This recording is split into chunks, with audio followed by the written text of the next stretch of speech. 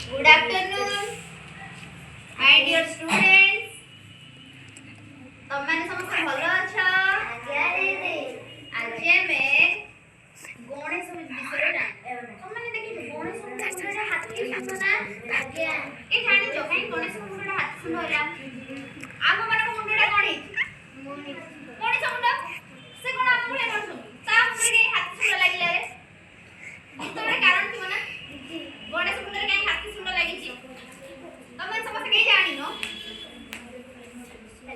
Ganesh car पुत्र की कहबे मते शिवंकर अब माता का नाम कोन पार्वती पार्वती आ शिवंकर पुत्र होची गणेश हैना माता पार्वती दिने कोन हिच ना शिवंक ऊपर कोप करिके रागी के कैलाश रु पळे शिव पार्वती कोन होती कैलाश रे होती ना कैलाश पर्वत के जाई छ कैलाश पर्वत तोडे जाई छ जदी काळे के जाई दोत ना छ कैलाश पर्वत के जाई कैलाश पर्वत रे शिव रु शिवंकर दुईटी पुत्र अछन ताके दुई पुत्र कोन कोन ताके कार्तिक गणेश और कार्तिक गणेश का मान ना कोन रे मुसा गणेश कोन खाइते भल पांती लड्डू गणेश के लड्डू खाइए भल लागे आ कार्तिक करो भक्त कार्तिक करो मयूर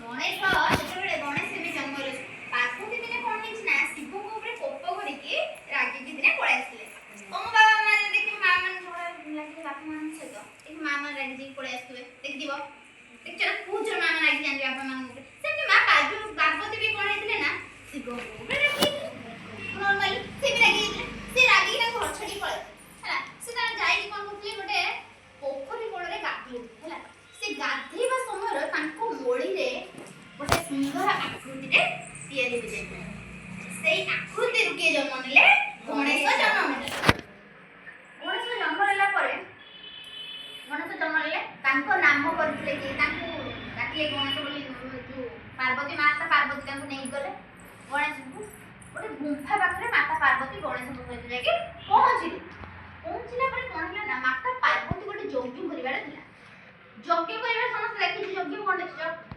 बाबाजी माने तो यज्ञ करथि बनर रे समस्त देखिथिबो यज्ञ करिबा गले यज्ञ कर कोन होला ना माता पार्वती कहले मु गुंफा भीतर यज्ञ करिबि तू कोन पुत्र तू कोन करिबो ना बाहर यज्ञ पहरा देब देखछ ना घरे आमे देखिबो हम घर चोर न हो सेबे आमे गाउ देबे केंदी कुकुर को लगांती आउ लोक मानको सर्विस अनुसार ऐसा मानको भी दिए जाय से माने भी जगंती देखिदिबो सेमिति माता पार्वती ताको पुत्र को द्वार रे जगेले गुंफार द्वार कोडी जगेले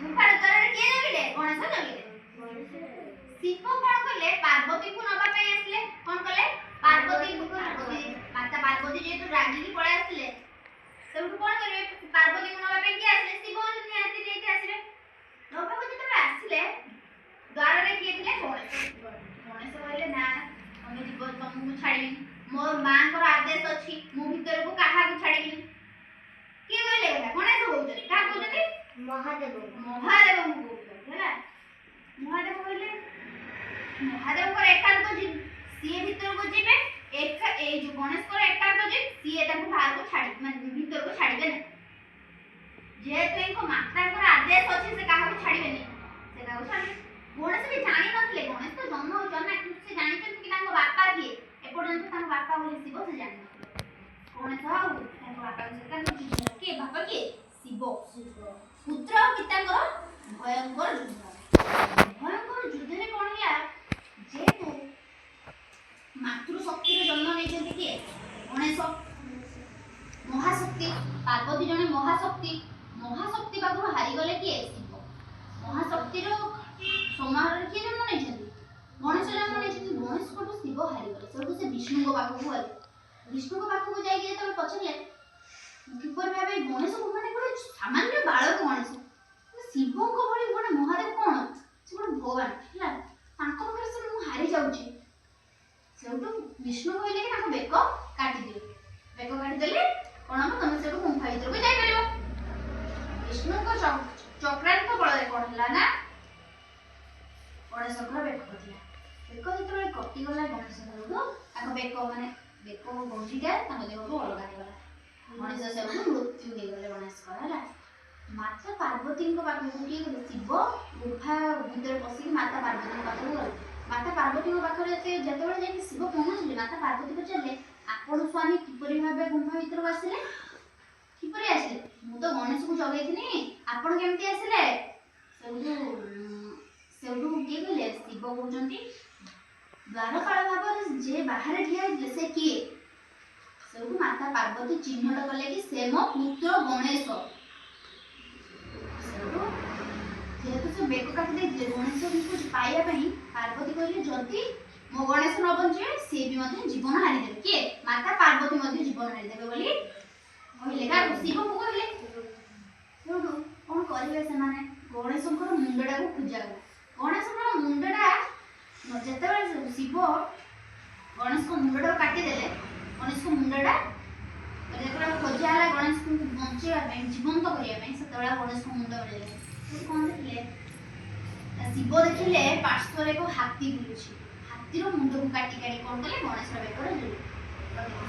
ସେଉଠୁ ତାକୁ ନାମକରଣ ଦିଆଗଲା କଣ? ଗଜାନନ ହେଲା।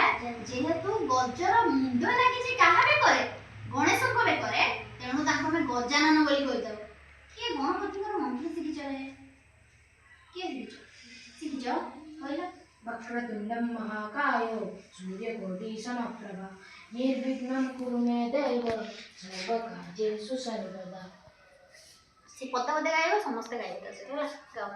वक्रतुण्डं महाकाय वक्रतुण्ड महाकाय सूर्यकोटि समप्रभ निर्विघ्नं कुरु मे देव सर्वकार्येषु सर्वदा। ଆଉ କିଏ ଗଣେଶ ମନ୍ତ୍ର ଶିଖିଛ? नमोई प्रभु लंबोदर कासेव कुशबेनी कर करिंग पारस चिता प्रभु दीन जगति जहाँ प्रसाद निरंतर सकल विघ्न हुए दूर तांका पाए मालावती सिद्धि दियंतु गणपति। ताली मारो। गजानन हे शुभानना गौरी मनो हर प्रियनंदना हर प्रियनंदना पशुपति तनय गजानन पशुपति तनय गजानन हे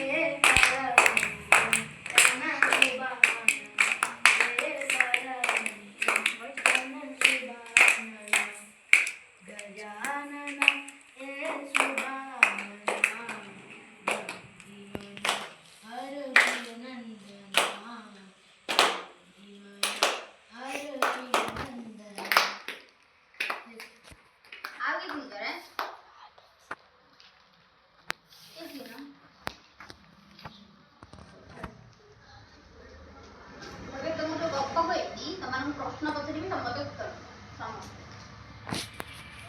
गणेशଙ୍କର ବାହନ କିଏ? ମୂଷା। ଗଣେଶଙ୍କ ପିତା ଓ ମାତାଙ୍କ ନାମ? ଶିବ ପାର୍ବତୀ। ପାର୍ବତୀ ଗାଧୋଉଥିବା ସମୟରେ କିଏ ଜନ୍ମ ନେଲେ? गणेश। କେଉଁଥିରେ ଜନ୍ମ? ଗଣେଶଙ୍କ ମୁଣ୍ଡ କେମିତି କଟିଲା? शिव त्रिशूଳରେ ବିଷ୍ଣୁଙ୍କ ସକାଳ ଥିଲା ହେଲା। ତାପରେ ଗଣେଶଙ୍କ ବେକରେ କାହାର ମୁଣ୍ଡ ଲାଗିଛି? ହାତୀର ଛୁଆ ମୁଣ୍ଡ। ହାତୀର ମୁଣ୍ଡ ଲାଗିଛି ତାକୁ କଣ କୁହାଯାଏ? ଗଜାନନ। ହାତୀ ଯୋଡ଼ି ମୁଣ୍ଡ ତମମାନଙ୍କୁ ହାତୀ ଯୋଡ଼ି ମୁଣ୍ଡ ତମମାନଙ୍କୁ ଏ କପଡ଼ା ଶୁଣି ଭଲ ଲାଗିଛି ରେ? ତମ ସମସ୍ତଙ୍କୁ ପୌରାଣିକ ବିଷୟରେ ଶୁଣିବାକୁ ଭଲ ଲାଗେ ନା? ପୌରାଣିକ ମାନେ ମହାଭାରତ ଏଗୁଡ଼ା ସବୁ ଶୁଣିବାକୁ ଭଲ ଲାଗେ ନା? ଭଲ ଲାଗେ।